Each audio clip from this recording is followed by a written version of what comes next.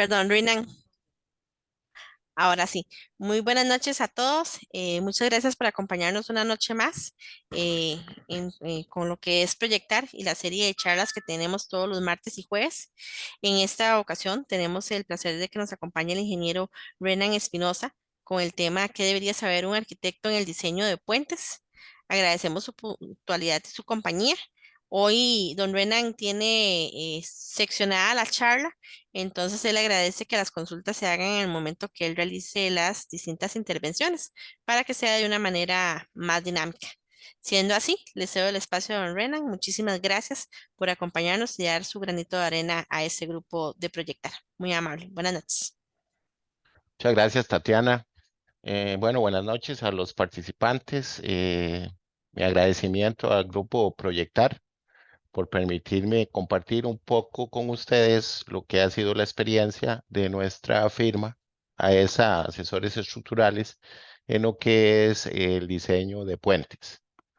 Este tema es un tema bastante árido, árido no solamente para los ingenieros, que tal vez nos especializamos un poquito más en el área de diseño, ¿verdad? Físico y mecánico, eh, lo es todavía más para los arquitectos, debido a que su expertise es desde el punto de vista de diseño un poco diferente a lo que normalmente hacemos nosotros, ¿no? Eh, Voy a tratar de ser lo más conciso posible, utilizar un lenguaje lo más sencillo y cualquier cosa vamos a dividir, como decía Tatiana, esto en tres etapas y al final de cada etapa pues vamos a poder comentar si así lo tienen a bien y eh, eh, evacuar cualquier duda. La idea de esto es qué deberíamos nosotros como arquitectos saber en el diseño de puentes, ¿verdad? No pretendemos ser diseñadores de puentes o que ustedes lo sean, ya que les aseguro que a nivel ingenieril, tal vez el 95% de los ingenieros no dominan esta materia, ¿no? Es una materia muy complicada, muy normada, pero sí debemos de saber los conceptos básicos de manera que podamos interactuar con otros profesionales en el área sin temor a sentirnos ahí de que no sabemos por dónde coger o de qué nos están hablando, etcétera. Bueno, el tema uno va a ser las generalidades en cuanto a puentes, las generalidades de lo que son los puentes. Y empezamos, ¿qué es un puente? Eh, si vamos a cualquier diccionario, nos van a decir que son estructuras destinadas a salvar obstáculos naturales como ríos, valles, lagos o brazos de mar y obstáculos artificiales, como son líneas férreas o carreteras, etcétera. Básicamente, y de una manera muy sencilla, ¿verdad? Un puente es una estructura que nos va a servir para pasar de un punto A un punto B dado un obstáculo, ¿verdad? Eso es lo que nosotros conocemos o lo que debería ser un puente, desde un punto A hasta un punto B. Ya desde el tiempo de la prehistoria ya se utilizaban los puentes, ¿verdad? Los cavernícolas y toda esta gente que vivió hace millones de años lo utilizaban para pasar depresiones, etcétera. Y no fueron sino los romanos que lo intervinieron de una manera diferente y dieron las bases de lo que hoy es el diseño de este tipo de estructuras. En este caso, por ejemplo, un puente se dice que es el más antiguo, ¿verdad?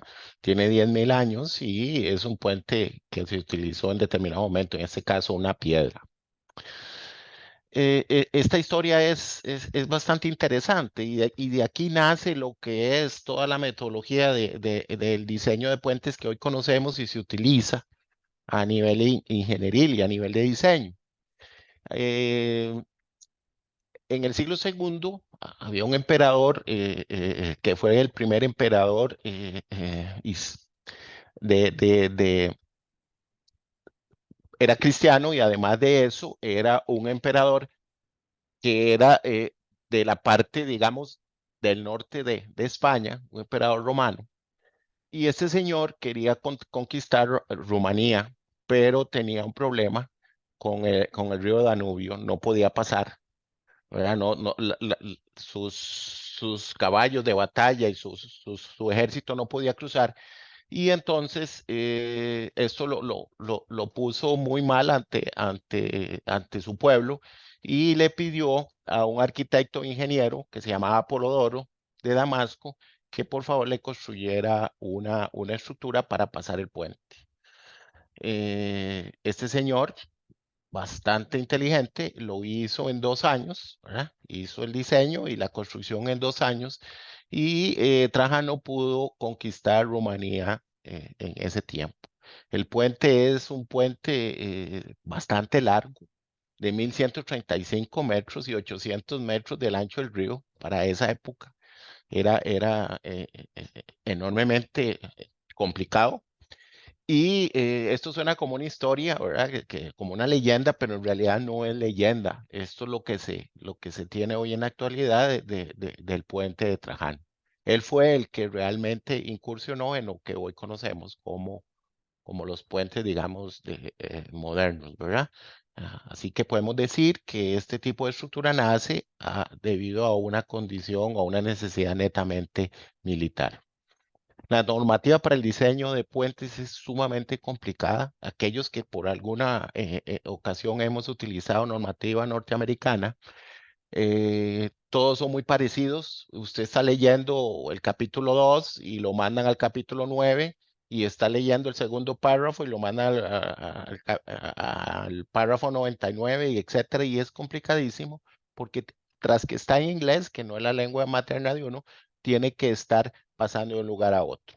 La normativa es complicada, las especificaciones para el diseño que rigen este tipo de estructuras es complicada y aquí les muestro apenas algunas de las que uno casi que de manera obligatoria debe de recurrir antes del diseño de este tipo de estructuras. Básicamente una estructura de puentes en términos globales se divide en dos. Una es la superestructura y la otra es la subestructura. La subestructura está compuesto por la zona de rodamiento de los vehículos o de lo que se quiere trasegar. Podría ser peatonal, podría ser de vehículos, etcétera. Básicamente, en puentes de tipo vehicular, se da un ancho de carril de aproximadamente 3,60 metros, sin contar los accesos, las aceras y las barandas. Y esto generalmente lo llevamos con 3 tipos de viga, con 3 vigas, ¿verdad? Cuando es un puente de vigas. Y las vigas tienen diferentes elementos, diafragma para llevar cargas laterales, etcétera. Podrían ser concreto, podrían ser acero, ¿verdad? Entonces la superestructura es compuesto básicamente por la losa tablero, vigas longitudinales, la capa de rodadura, barandas, etcétera.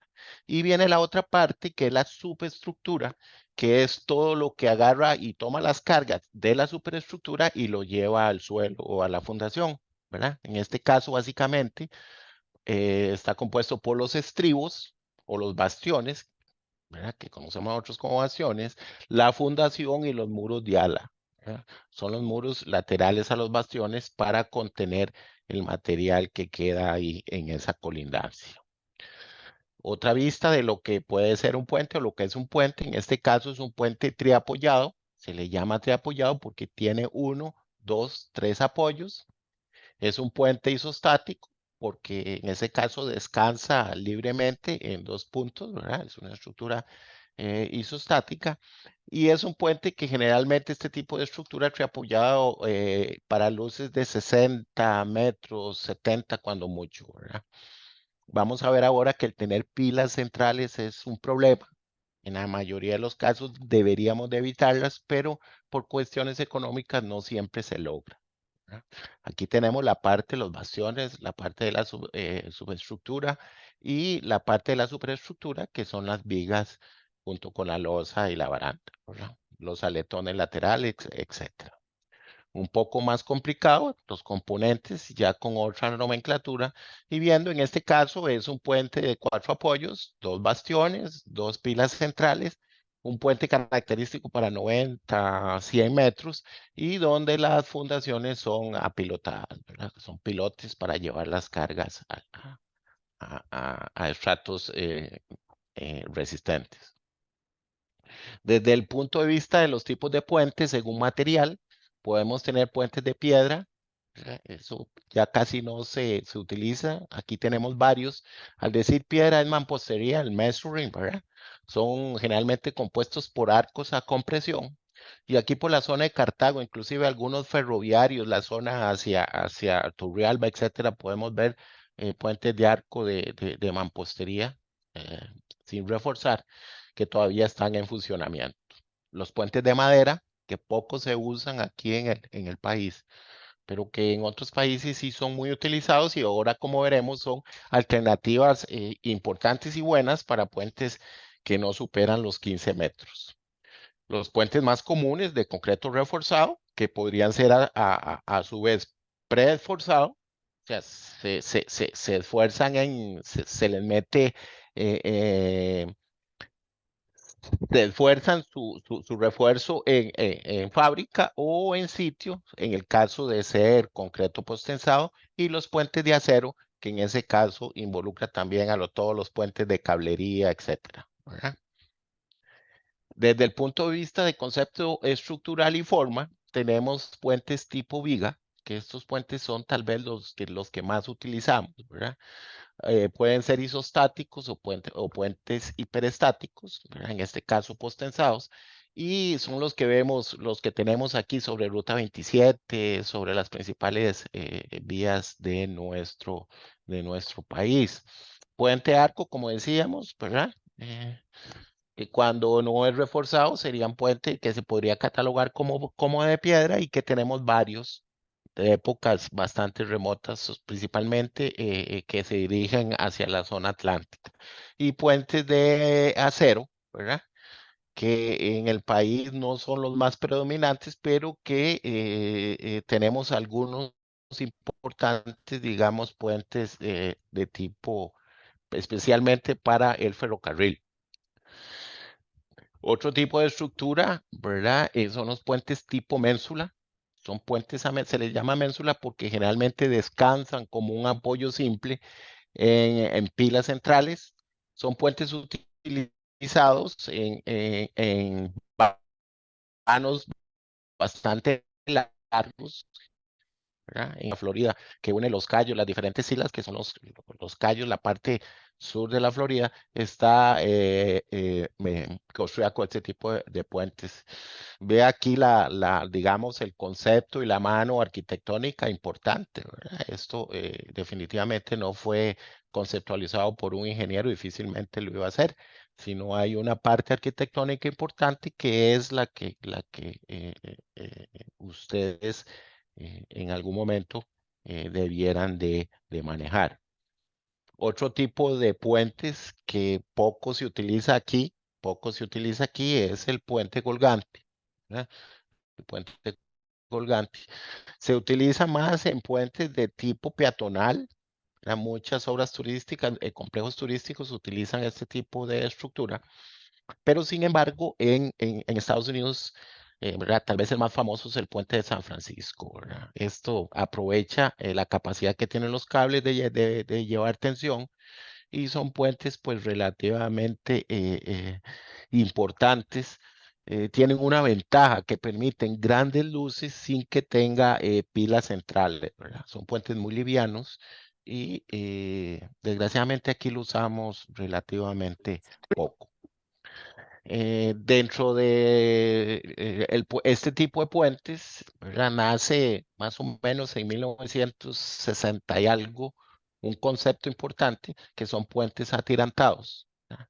Que es el mismo concepto de clave de cablería, pero en este caso el cable pretensado, lógicamente a tensión, y son puentes con una tecnología más desarrollada que los puentes colgantes, ¿verdad? Nosotros tenemos, que conozca yo, dos. Uno es parte del puente de la Amistad, que es un puente atirantado, y otro es sobre carretera 27, puente chiquitico, que cuando vamos al segundo viaje de San José hacia Caldera, lo vamos a ver ahí antes del peaje, ¿verdad? Otro tipo de puente que es el puente apuntalado. Este aprovecha la gran inercia que nos darían estructuras metálicas. Este puente es muy usado. Se usó mucho en los Estados Unidos, principalmente para fines puentes de tipo para ferrocarril, ¿verdad? En ese había una especificación había una normativa que se llamaba la Railroad of America, que era la que lo utilizaba, y aquí se introdujo mucho, principalmente cuando vinieron las compañías bananeras. Para los que se acuerdan, en la zona hacia el Valle de la Estrella y hacia la zona sur de Costa Rica, ¿verdad? Hacia Panamá, por el lado de Changuinola, por ese lado, había mucho puente de este, ¿verdad? Había hacia Guanacaste, ¿verdad? Todavía vemos bastantes de este tipo de estructuras, ¿verdad? Otro tipo de puente muy utilizado por municipalidades y por obras más que todo cantonales, sobre carreteras cantonales, son los puentes tipo losa. Estos puentes no necesitan una ingeniería muy complicada, no utilizan ni el pre ni el post tensado, son puentes chorreados en sitio y generalmente son para luces no superiores a los 20 metros, 15 metros, ¿verdad? Entonces en ríos secundarios y terciarios se utiliza mucho este tipo de estructura, al igual que el puente tipo alcantarilla, donde aprovechamos, digamos, la condición de este tipo de elemento de las alcantarillas y podemos hacer una superficie de rodamiento en su parte superior. Hay un puente que también se usa, que no deja de no serlo, que es el tipo vado, que yo no sé por qué no se utiliza más. En muchas zonas esto podría ser una solución importante.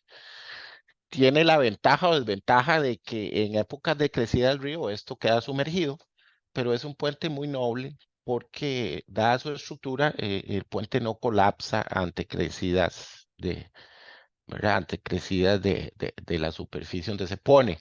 Claro, mucho depende del río, de si tiene arrastre o no tiene arrastre, pero el vado es una buena alternativa principalmente para zonas rurales, ¿verdad? Aquí vemos una comparación dependiendo de la luz.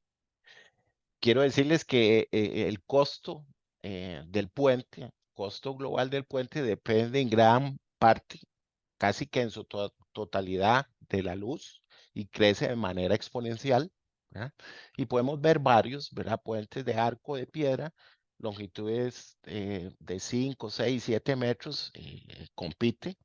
Vean algo interesante, los puentes de madera no los utilizamos, ¿verdad? Es un campo importante para, digamos, para la arquitectura para la ingeniería también utilizar este tipo de estructuras en luces no superior a los 15 metros, ¿verdad? Sigue siendo la condición más barata. Los puentes de hormigón y los preforzados y el puente de acero que entre apoyos, o sea, un puente con dos apoyos, ¿verdad? Sin pilas centrales, pues es el que mejor se comporta, aunque a un costo un poco más elevado. Nos permite 45 metros de longitud. Desde el punto de vista de lo que encontramos a nivel mundial, tenemos puentes naturales, esos casi son los menos, ¿verdad? Pero que la naturaleza ha hecho su parte y se utilizan hoy para puentes carreteros, etcétera, zonas naturales, ¿verdad? Tenemos puente para barcos, ¿verdad? Agua sobre agua. Ese es un puente en Alemania que lo que hace es que sencillamente transita, hay una condición fluvial sobre otra. ¿No? Puentes que se derivan de la gran enseñanza que nos dio Trajano, ¿verdad? En el siglo II después de Cristo, donde se utilizaba el mismo concepto de arco, ¿verdad? Una forma similar. En este caso se utilizaba la mampostería total, ¿verdad? Mampostería no reforzada, puentes que trabajan netamente por gravedad y que son puentes indestructibles, ¿verdad? Son puentes que ya tienen 2000 años y ahí están todavía dándole sin mayor, sin mayor problema, ¿verdad? Puentes que, como les decía, generalmente se usan mucho en lo que es ferrocarril, se siguen usando. Nosotros tuvimos uno muy importante creo que sobre el Río General, en la zona sur de Limón. Ese lo perdimos en unas inundaciones que hubieron, pero son puentes que todavía le siguen dando, ¿verdad? Sobre a Guanacaste también tenemos varios tipos de este tipo tenemos varios de este tipo de estructura que todavía nos siguen dando batalla. Puentes que se diseñan a nivel mundial de 2, 3, 4, 5 kilómetros, ¿verdad? Donde se necesitan que los barcos pasen por la parte inferior del mismo. Y en este caso la solución de puentes atirantados es lo que predomina, ¿verdad? Este caso, digamos, tal vez el más largo del mundo que se hizo en China, tiene 36 kilómetros y con un costo que supera a los 2,3 billones de dólares. Véase que en realidad este puente es un puente como a nivel global, pero realmente son estructuras espaciadas, o sea, es un sistema de vigas, ¿verdad? Continuas, fundadas sobre el lecho marino y que hacen en su conjunto un puente de esta longitud. Puentes combinados, ¿verdad? Donde podemos usar un puente tipo Pratt, en este caso, una cercha, ¿verdad? Que trabaja por inercia, a un puente tipo de arco. Muy posiblemente este era el puente en su momento y se necesitó hacerle una ampliación y se puso un puente o una estructura de este tipo. Puentes tipo arco, ¿verdad? El arco es una solución estructural que trabaja netamente a compresión. En este caso se le está sacando el mayor provecho, ¿verdad? Son puentes muy interesantes porque permiten la posibilidad de trabajar en grandes cañones y que haya pilas centrales. Por ejemplo, aquí un puente con pila central sería sumamente oneroso. Se podría hacer, pero saldría sumamente caro. Entonces, en este caso, se decide por un puente de este tipo, ¿verdad? Eh, Puentes también tipo Cercha, en este caso, en Valencia, España. Nosotros tenemos aquí varios en Guanacaste, inclusive muchos son patrimonio. Nuestra firma sí ha intervenido en 2 o 3 de estos tipos de puentes, llevándolos otra vez a volverlos funcionales. Y esto está por patrimonio. Son puentes que llegaron al país más o menos en 1902, 3, 4, ¿verdad? En su momento. Creo que era el puente real en Liberia, rep- de este tipo, el más representativo, que es patrimonio.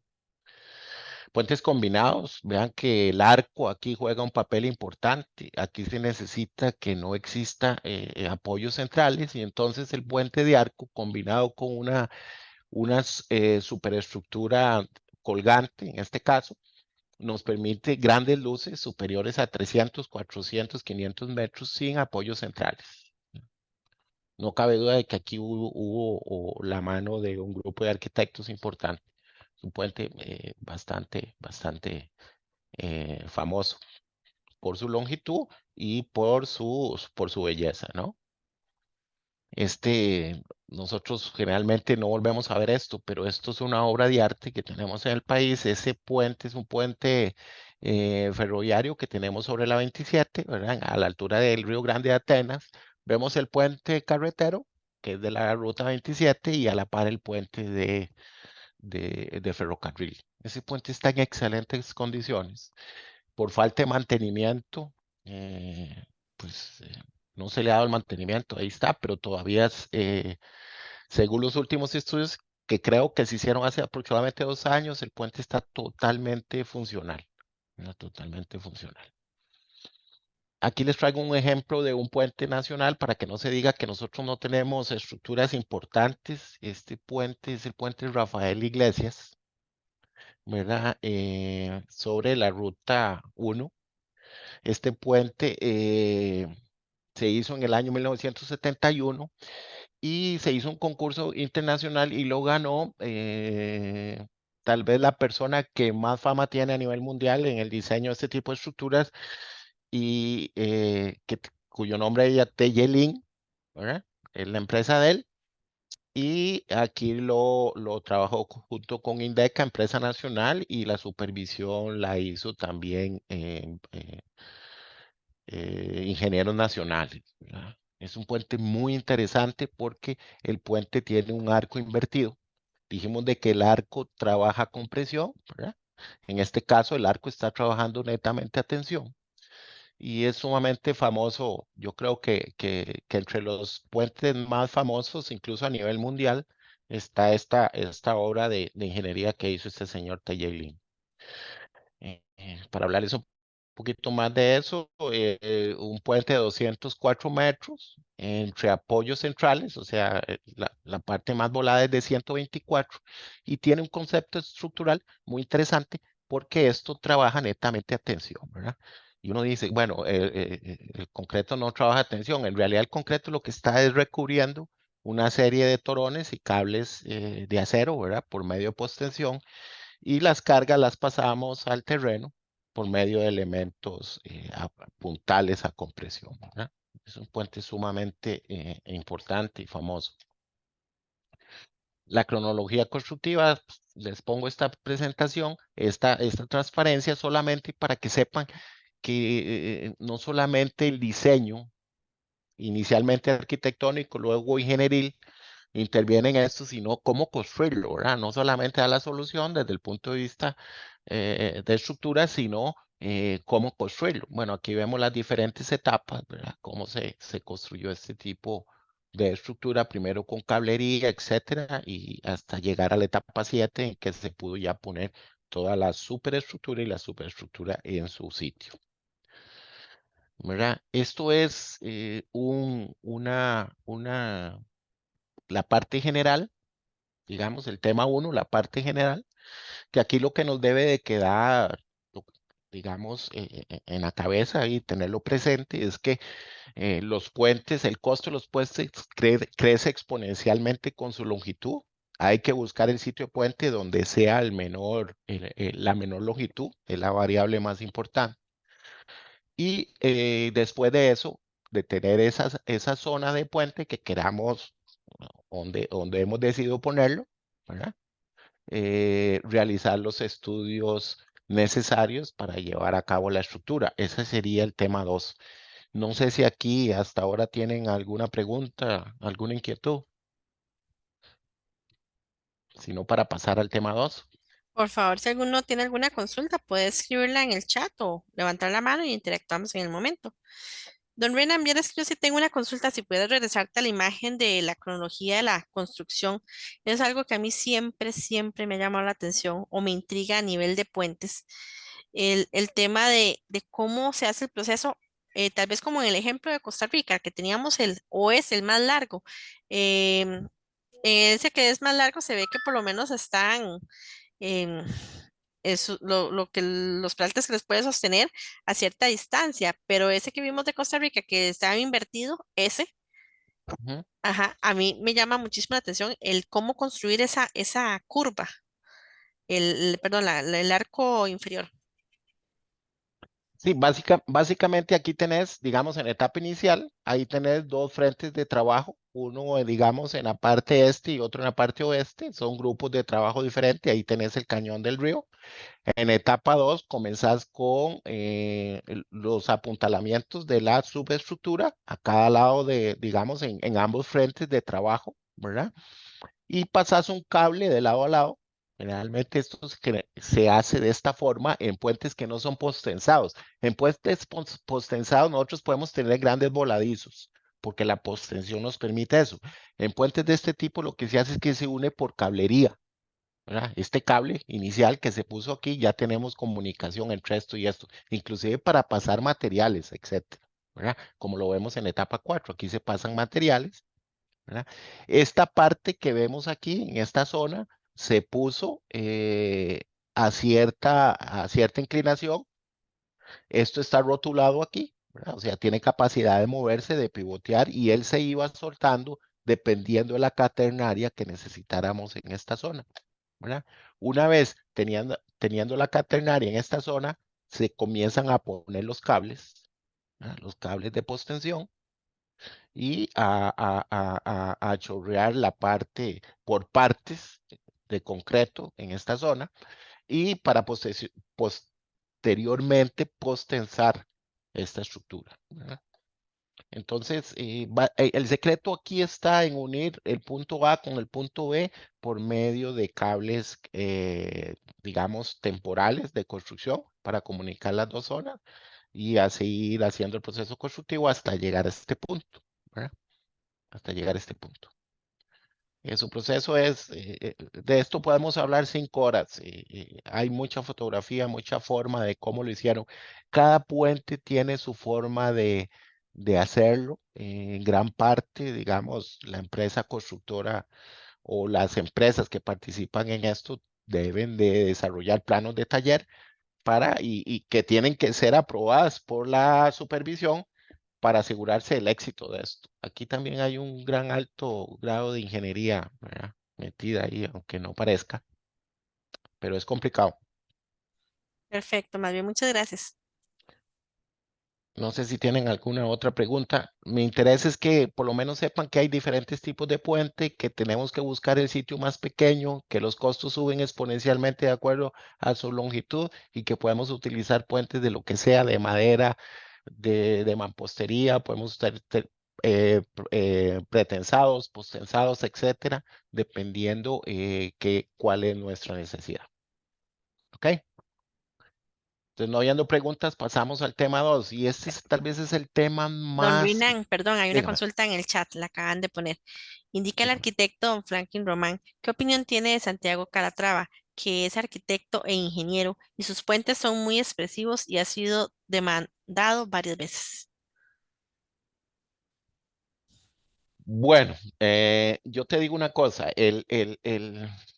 lo nuevo siempre trae problemas. La gente se vuelve muy conservadora al hacer este tipo de estructura. Por ejemplo, el puente este de Colorado, ¿verdad? Que se hizo sobre la Ruta 1, según nos cuenta un profesor que tuvimos, ¿verdad? Cuando hacía licenciatura en la Universidad de Costa Rica, Eddie Hernández, que fue del director técnico de este puente, de y todo el mundo decía que estaba loco, ¿verdad? Que hacer un puente de TJ Link aquí de arco invertido estaba loco, que no iba a servir, que no iba a funcionar. Y hoy por hoy se mantiene en el almanaque de los principales 100 puentes a nivel mundial, ¿verdad? Yo creo que no debemos de tener miedo. O sea, la arquitectura juega un papel importante en este tipo de estructuras. Así que yo no le tendría miedo. Muy posiblemente hablen de este señor, ¿verdad? Pero yo creo que siempre y cuando se tengan las previsiones del caso, no le veo mayor problema. Y hay un grupo, porque aquí en Puentes es un grupo interdisciplinario, como lo vamos a ver.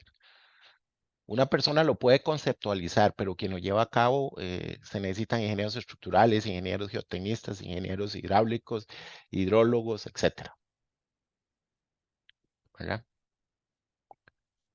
No sé si le quedó claro al arquitecto.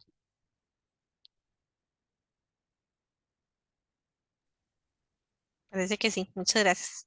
Ok, seguimos con el tema 2. Aquí es importante tener un poquito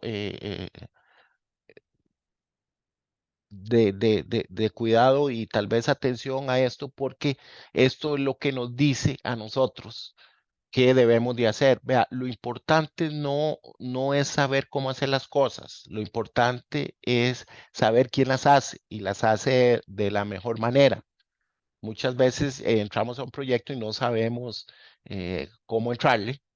Eso no es pecado, no tenemos que saberlo todo, pero sí por lo menos deberíamos saber quién es la persona o qué tipo de perfil profesional es la persona que podría entrarle a esa condición. Y esta parte, eso es lo que pretende, ¿no? Eh, en los estudios básicos para puentes, lo primero que se hace es la topografía, ¿verdad? Debemos de realizar una topografía lo suficientemente precisa con curvas de nivel en una zona, ¿verdad? Que generalmente es 100 metros en la zona donde inicialmente pretendemos poner los bastiones, ¿verdad? Colindantes del puente. Es una topografía muy detallada que se hace con curvas de nivel a cada metro, ¿verdad? Y perfiles entre 10 a 20 metros, ¿verdad? Esta topografía debemos de saber el concepto aquí, lo importante es saber que la necesitamos, cuánto necesitamos, porque no es que el ingeniero la vaya a hacer ni el arquitecto, sino se tiene que contratar. Y no podemos entrar a una licitación si no sabemos qué cantidad de topografía debemos de hacer, ¿verdad? Entonces, esto por lo menos los guía a decirle, miren, nosotros necesitamos perfiles cada 10 metros, ¿verdad? En la dirección perpendicular al puente necesitamos aproximadamente 100 de la zona de los bastiones y necesitamos 300 metros aguas arriba y abajo del sitio de puente. Esto podría aumentar dependiendo de la complejidad de la estructura que se vaya a hacer, pero es un buen parámetro para uno saber de antemano que lo primero que tiene que hacer es topografía y el alcance de la misma. Aquí hay un ejemplito, digamos, aquí están los perfiles entre 10 y 15 metros uno del otro, y aquí hay un ejemplito real, ¿verdad? Donde se tiene un puente que iba a pasar de un lado al otro, en este caso aquí, y hay una topografía importante en el bastión derecho y en el bastión izquierdo, ¿verdad? Curvas de nivel cada metro, etcétera. Con base en eso es que nosotros decidimos alturas, zonas de corte, zonas de relleno, etcétera, ¿verdad? Podemos definir la rasante del puente. Entonces, esa topografía es importante, repito, para que en cualquier proyecto en que ustedes están como arquitectos o como jefes de obra o etcétera, puedan decir, bueno, lo primero que yo tengo que hacer es contratar la topografía y yo necesito esto, esto y esto, ¿verdad? Otro puente real, ¿verdad? Que también aquí se hizo una topografía. Esto generalmente se contrata y se contrata. Se hace topografía aquí, en este caso, tal vez yo hubiera hecho 500 metros aguas abajo y 500 metros aguas arriba. Topografía necesaria para que entre el ingeniero hidrólogo a hacer su análisis, ¿verdad? Su análisis. Otro puente compuesto por dos estructuras atirantadas, y en este caso vean la topografía. Por ser tan grande se ve muy tupida, pero generalmente lo que se estila es hacer curvas de nivel cada metro, ¿verdad? Teniendo la topografía, que es lo primero que debemos de tener y contratar en el sitio donde pretendemos poner el puente, si es que no lo tenemos definido de manera previa. Recuerden que es el sitio más pequeño, donde la garganta es más pequeña para que salga lo más barato posible. Debemos de hacer el estudio hidrológico. Este estudio hidrológico para puentes pequeños lo podría hacer un ingeniero, ¿verdad? General, pero ya para puentes de cierta importancia, ¿verdad? Generalmente esto se contrata. Se contrata, hay varias empresas que tienen profesionales especialistas en esta rama, y lo que hace es encontrar el caudal de diseño que llega al sitio de puente. O sea, cuánto agua va a pasar en el sitio donde vamos a poner el puente, que es primordial para definir alturas y colocación, etcétera. Para que tengan una idea, el estudio hidrológico se basa en el ciclo hidrológico y en el principio de conservación de la energía, bajo el principio de que, digamos, que lo que se evapora y la evapotranspiración de las plantas, etcétera, es lo que llueve, y todo eso precipita a una zona de pendiente común que se llama cuenca, y todo eso me va a pasar en el sitio donde yo quiero, ¿verdad? El ciclo hidrológico. Este tipo de análisis, repito, para, para puentes pequeños con cuencas pequeñas, uno puede utilizar una metodología que se llama método racional, ¿verdad? Que hay bibliografía para eso, programitas para eso, y un ingeniero general, ¿verdad? Lo podría hacer. En puentes ya con cuencas superiores a 10, 15 hectáreas, este método deja de ser relevante y ya deberíamos irnos a contratar esto a un especialista, ¿verdad? Un especialista. Lo que andamos buscando aquí es el caudal. Y el caudal, o sea, la cantidad de agua que llega aquí y precipita sobre el río, ¿verdad? Aquí vamos a poner, digamos que aquí vamos a poner el puente, entonces lo que nos interesa es cuánto agua pasa por aquí, depende de la vegetación que haya, depende de la infiltración, depende de las lluvias que se presenten en la zona, etcétera. Aquí un programita sencillo, en caso de un puente pequeño, en que el método racional es factible y podemos usar programitas de diseño que encontramos en internet sin costo y no tiene mayor complejidad. Nuestra variable en este sentido es esta de aquí, el caudal, ¿verdad? Metros cúbicos por segundo. ¿Cuánto pasa si esto es la sección del puente, donde vamos a, por ejemplo, aquí es donde vamos a poner el puente? Lo que nos interesa entonces es qué caudal va a pasar por aquí, ¿verdad? Con eso hacemos una curva de descarga, ya teniendo la hidrología, entonces al hidrólogo hay que pedirle la curva de descarga. Eso es lo que nos interesa con la curva de descarga, ¿verdad? ¿Por qué?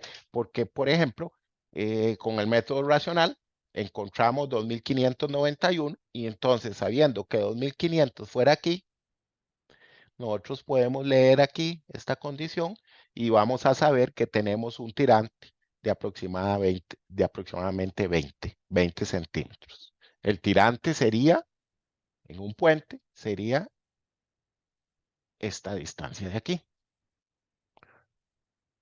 Esto sería el tirante, ¿verdad? Entonces sabemos que para esta sección ya teníamos la topografía, así que la topografía me da este tipo de sección y tenemos el tirante por medio del hidrólogo, ya sabemos que el puente debería de ir a una distancia lo suficientemente segura para que el agua nunca llegue al puente. Por eso se pide, eso se llama la curva de descarga. Entonces, al hidrólogo pedirle la curva de descarga es imprescindible.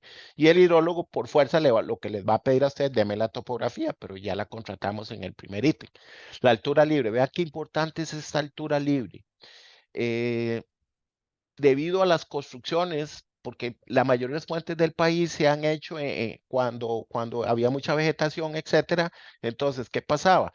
Que las fórmulas, digamos, si utilizáramos la fórmula racional, los coeficientes de infiltración eran muy diferentes a los que se presentan ahora, donde todo está pavimentado, etcétera. Entonces, la mayoría de los puentes o muchos de los puentes, principalmente de cantones y puentes urbanos, vemos que esta altura libre es cero, inclusive hasta negativa, o sea, el agua pasa por encima, ¿verdad?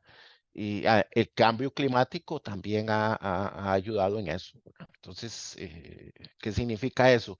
Que ahora los puentes no debemos de fundarlos aquí, sino muy posiblemente el puente sería mucho más alto, ¿verdad?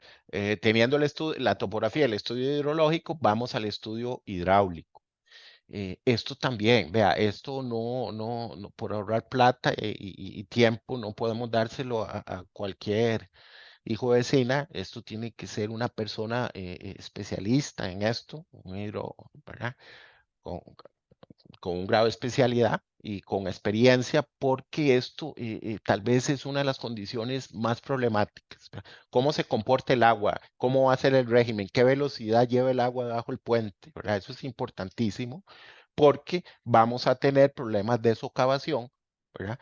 Que tenemos que definirla de acuerdo a las características hidráulicas del agua. ¿Verdad? Siempre vamos a tener problemas de socavación. Y vea puentes hechos en otros países donde supuestamente intervinieron ingenieros pues con mucha experiencia y todo, y vea los pilotes donde están, ¿verdad? Aquí están. ¿Qué significa eso? Significa que ellos cuantificaron una excavación menor a la que inicialmente teníamos. Muy posiblemente el hidráulico diseñó para 5 metros por segundo, cuando en realidad en la zona se presentaba 7, 8 metros por segundo, ¿verdad? Más socavación. Vea, este es un puente nacional. Este de aquí yo no me parezco mucho ahora, pero este soy yo. Ahí estamos sobre uno de los puentes donde se socavó. Antes todo esto estaba lleno de material, ¿verdad? Todo esto tenía material, pero las corrientes del río han hecho de que esto se vaya lavando y lavando, lavando y saca la subestructura afuera. Y eso es un verdadero problema, ¿verdad?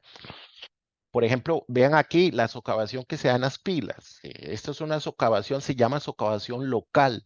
Aquí hay un hueco enorme, ¿verdad?, que está lavando esta pila. Y si esta pila no se diseñó, el estudio hidráulico no se hizo bien, esta pila se fundó a 2 metros cuando en realidad debió haber estado a 8 metros. Entonces, lo que hace es que la saca. Vea el vórtice aquí podemos ver el vórtice que se produce en una pila. Es un hueco enorme. Esto lo saca. Este es el caso de una pila donde salió la socavación, se cuantificó mal.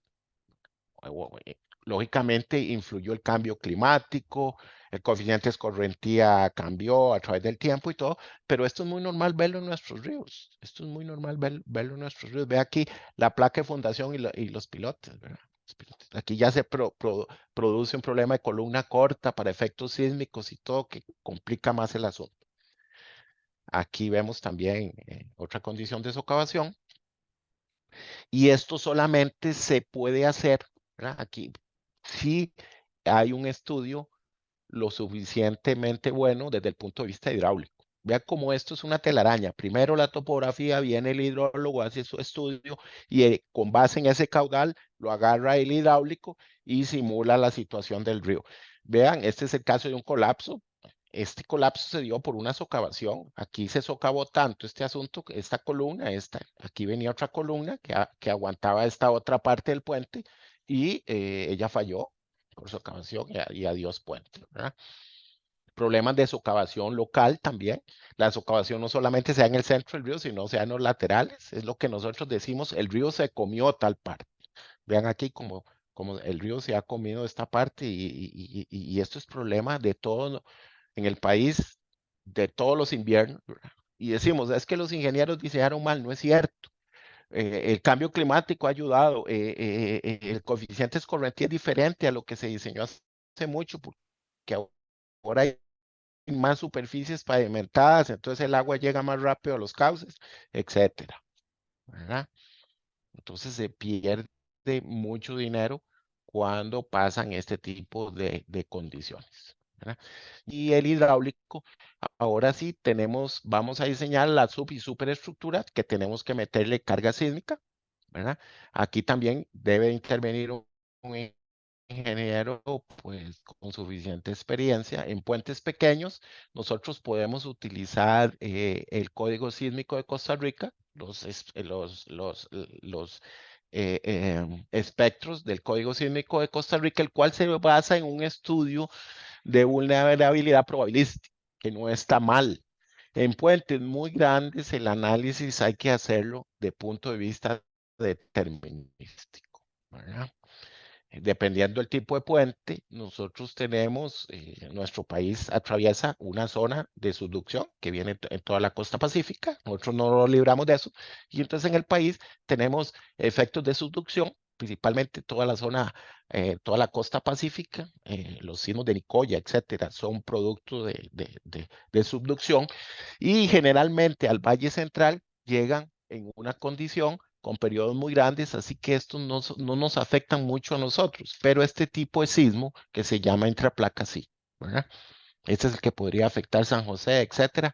Entonces, desde el punto de vista sísmico, esto sí lo debe trabajar pues una empresa o un profesional especialista. ¿Qué es lo que hace el arquitecto si tiene un proyecto de este tipo? Bueno, lo importante aquí es que él sepa a quién contratar. La topografía, entonces ya sabe que tiene que contratar una empresa de topografía, un hidrólogo, un hidráulico, podrían estar juntos, podría ser la misma persona si se especializó en las dos áreas que son hermanas entre sí, contratar esa empresa y luego a una empresa de ingeniería estructural para que sea capaz de llevar las solicitaciones sísmicas, ¿verdad? Aquí es un poco de cosas que no les voy a nombrar, pero para puentes pequeños se podría usar el código sísmico sin mayor problema.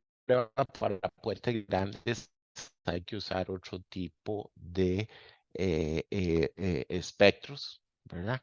Hay estudios que se hacen para espectros, como en este caso, que es en una zona de refinería de Recope, En este caso, se genera un espectro que es diferente al espectro del Código Sísmico de Costa Rica.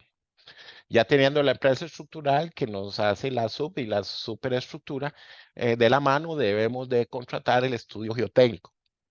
¿Qué hago yo como arquitecto, como ingeniero, si tengo un proyecto en una urbanización, en un proyecto en Guanacaste, lo que sea, desde el punto de vista geotécnico? Eso es importantísimo, ¿verdad? Que el profesional le diga al geotecnista qué tiene que hacer y el geotecnista lo corrija, pero no dejarle al geotecnista, ¿verdad? Que muchas veces no tiene, no son empresas muy reconocidas, ¿verdad? Y no son especialistas en esa área, a que él haga lo que normalmente hace para hacer una casa o hacer un pequeño edificio, etcétera. Entonces, eh, en puentes pequeños, generalmente cantonales, nosotros tenemos que hacer como mínimo 2 perforaciones de 20 metros en cada zona de bastión. En cada zona de bastión. Eso es receta, no menos de 20 metros. En el mejor de los casos podemos hacer SPT, SPT, ¿verdad? Parto del hecho de que ustedes conocen el SPT, que es Standard Penetration Test, y es lo que se hace normalmente para construir casas, fundaciones sencillas, etcétera, ¿verdad? Eh, Podría ser de que tengamos condiciones diferentes y necesitemos estudios un poquito más especializados, porque la la geomorfología del terreno donde pongamos el puente es un poquito complicada. Pensemos que hay roca y etcétera. Entonces, en ese caso, podemos recomendar una geofísica, una geofísica. Como ingenieros no nos importa saber de geofísica, no, sí, no, lo que nos interesa, o como ingenieros o como arquitectos, lo que nos interesa es que condiciones especiales, hay un recurso que se llama geofísica y que hay empresas que lo hacen y debemos de contratarla para que nos den más que todo el tipo de terreno que está en la zona donde vamos a poner nuestra estructura. La geofísica generalmente trabaja en esta forma, ¿verdad? Nos da una idea de cuál es la litología del terreno. En algunos casos tenemos material muy fuerte donde el SPT nos rebota, ¿verdad? Nos rebota y tenemos que usar rotación. Pues si este tipo de prueba es muy caro comparado al SPT, ¿verdad? Pero si tenemos que usarla, vamos a tener que contratarla, ¿verdad? No, no la podemos jugar con eso.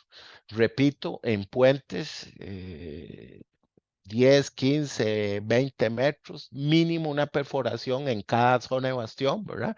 Y que tenga aproximadamente 20 metros. Si no nos da el SPT a 20 metros, deberíamos pasar a rotación.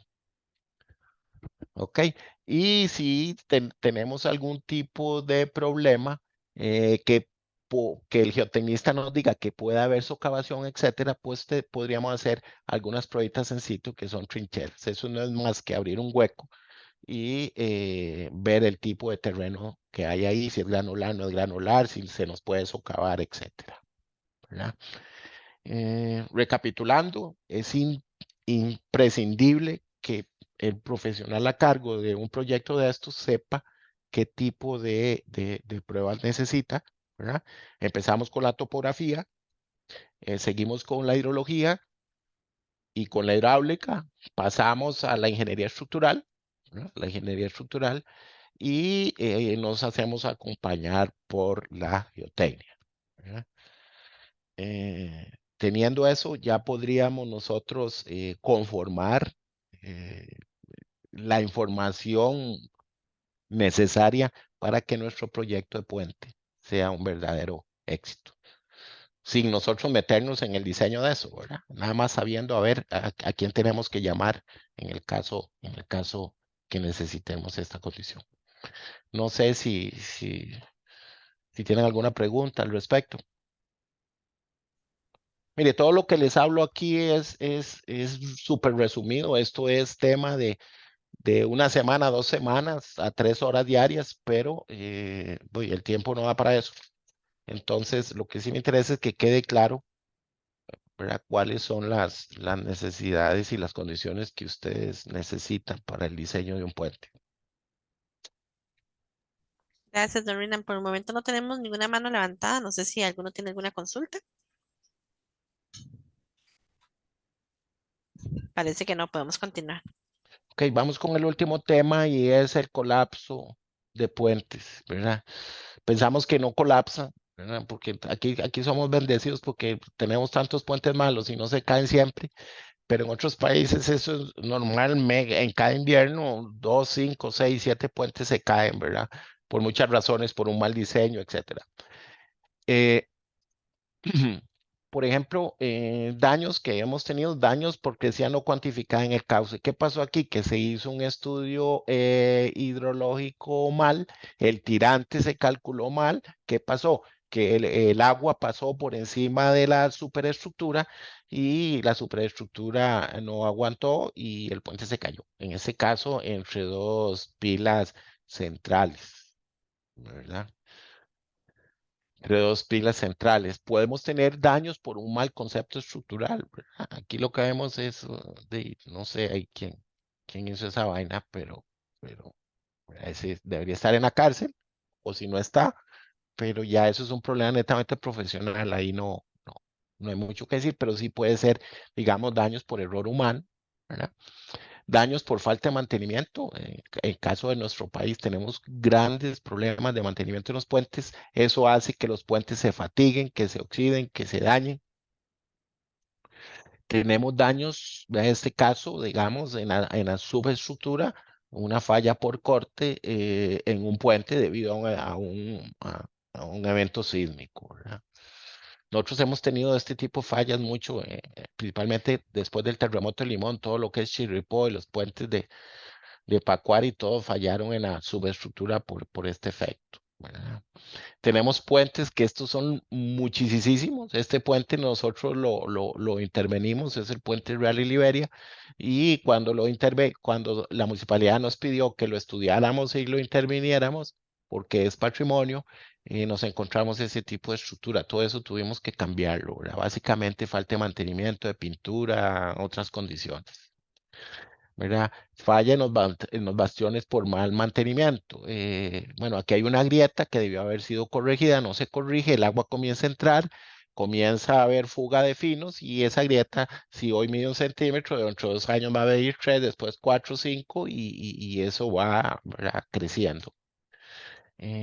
Bueno, ¿qué pasó aquí? Eh, no sé, tal vez me gustaría, o esto lo puse para que ustedes me digan qué creen ustedes que pasó ahí, ¿verdad? Tal vez para uno es muy sencillo decir, pero ¿qué creen ustedes? Más bien soy yo el que pregunto para que alguien intervenga. ¿Por qué falló ese puente? Tal vez un Entró el mal rango cálculo de elástico. cargas. Perdón, no solicité que alzara la mano. Indica, don Rodolfo. Entró en rango plástico. Bueno, sí, está en el rango no elástico, ya con deformaciones Ujú. permanentes, ya él está colapsado. Sí, sí, eso es cierto, eso es producto del daño, pero eso falló por una inocentada. Pero ¿qué pasó ahí? Esa estructura, ¿cómo transmite la carga? ¿Cómo creen ustedes que?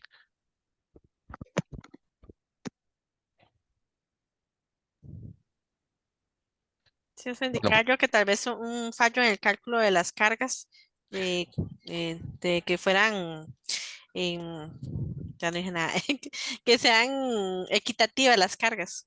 no, véalo, esto es sencillo. Sí. Esto, lo que pasó fue, ven estos huequitos de aquí, ven esta zona de aquí, Ujú. esto es el anclaje. Ujú. Se Esto soltó estaba el aquí, anclaje. se soltó la anclaje.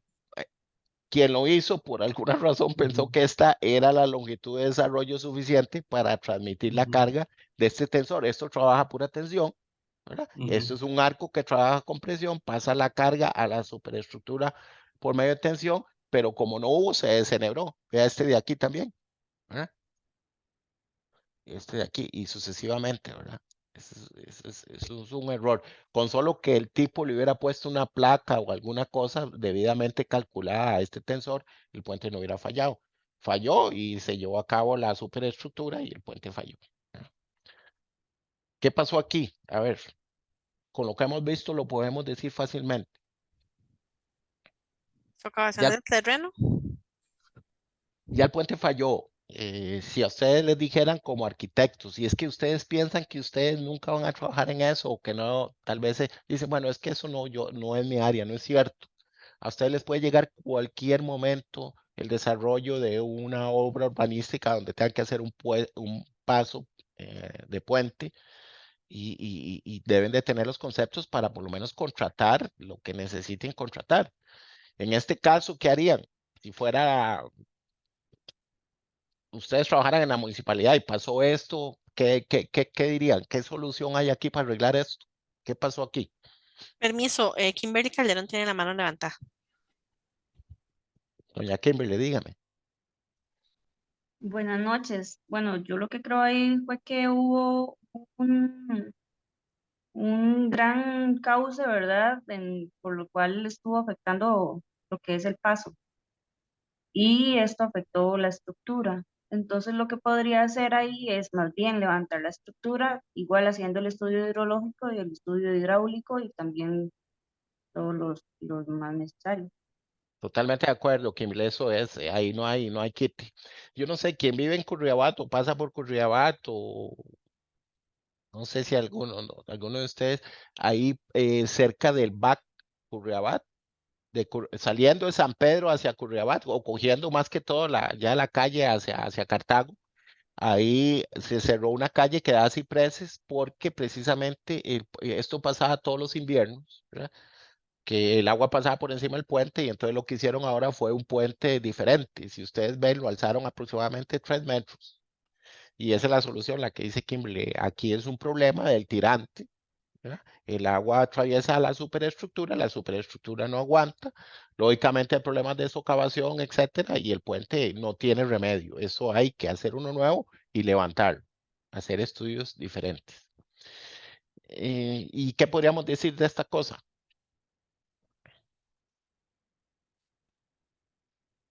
¿Verdad? Si ustedes, porque de muchas veces nos llaman a nosotros, aunque no sea nuestra especialidad, nos llaman para ver de primera respuesta, miren, ¿qué pasó ahí, arquitecto? ¿Por qué falló ese puente? ¿Qué cree usted que? ¿Verdad? Para no perder más tiempo, ese puente falló hay error humano. Ahí falló por flexión, netamente. Ahí el tipo que diseñó esto lo diseñó mal, a menos de que le pasaran un tanque de guerra por encima, que es un puente peatonal y no creo. Entonces, si él falló mal, ¿qué podría hacer yo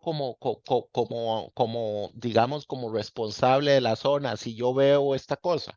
Yo inmediatamente, eh, el otro que está a la par, este de aquí, de ahí, yo mando a cerrarlo, yo lo cierro, ¿verdad?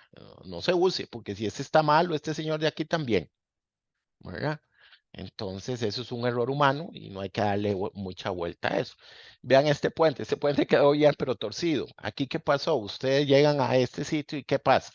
Sí, algo parecido a lo que decía Kimberly, ¿verdad?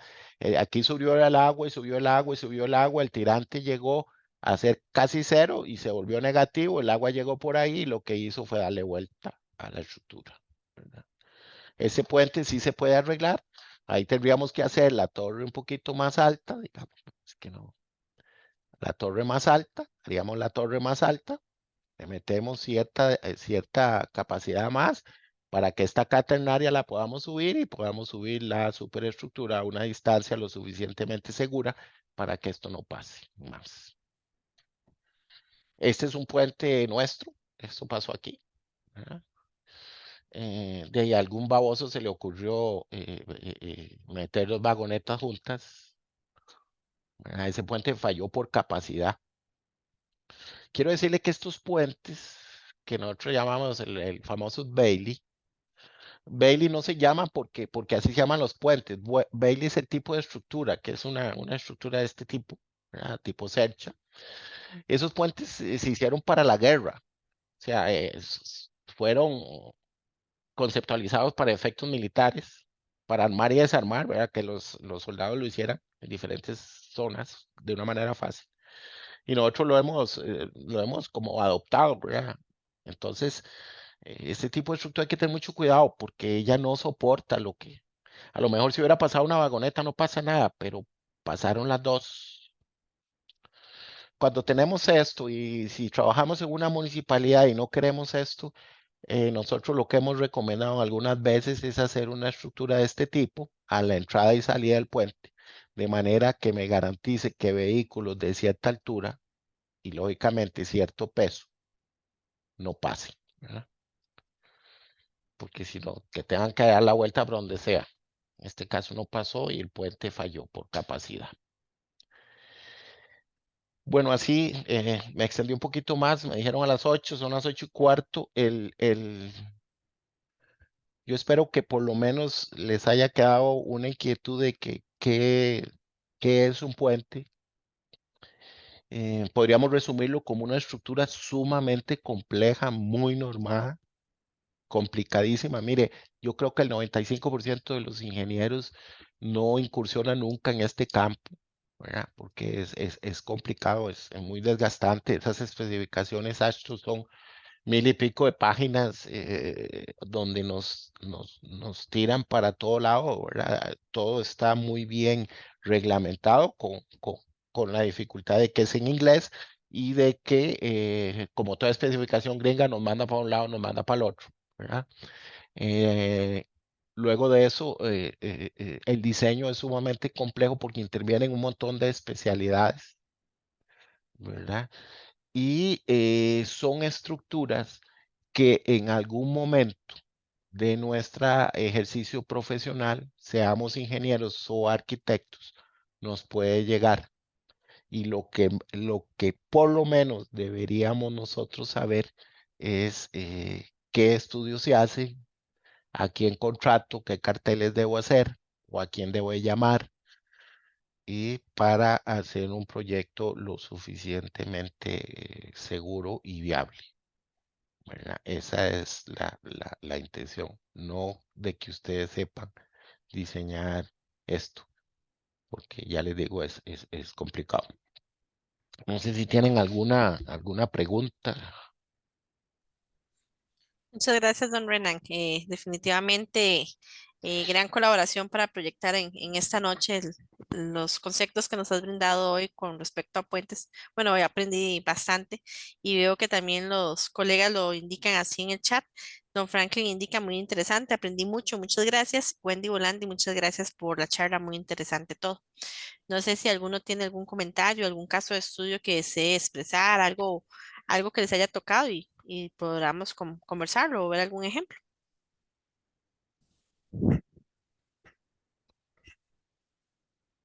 Nada más contarles, quitarles un minuto. Vea, nosotros hemos participado en muchas obras, desarrollos habitacionales, ¿verdad?